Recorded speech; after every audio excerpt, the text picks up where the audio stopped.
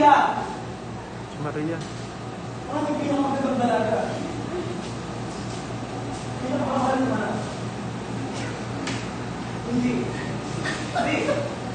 Hindi maaaring pumunta ang aming anak sa kamay ng isang Pilipistero. Hindi ako mapayag na magumisan ang dangal ng aking anak para dahil sa ipo ng hayop na si Ibarra na yan.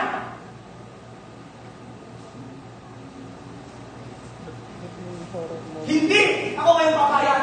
Magtutuloy ang kasal ni Ibarra at ni Maria Clara. Gagamitin ko, susunod ko, ang kapamilihim ko at ang lakas ko para lang hindi matuloy yun.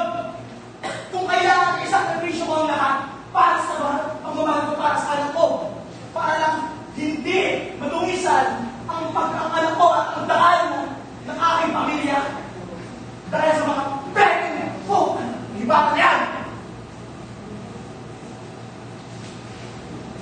Ginusto mo Ibarra? Tandaan mo ko.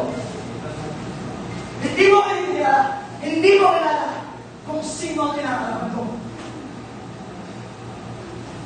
Ako, si Padre Damaso. At sa bayan ito, ang salita ko ang maas.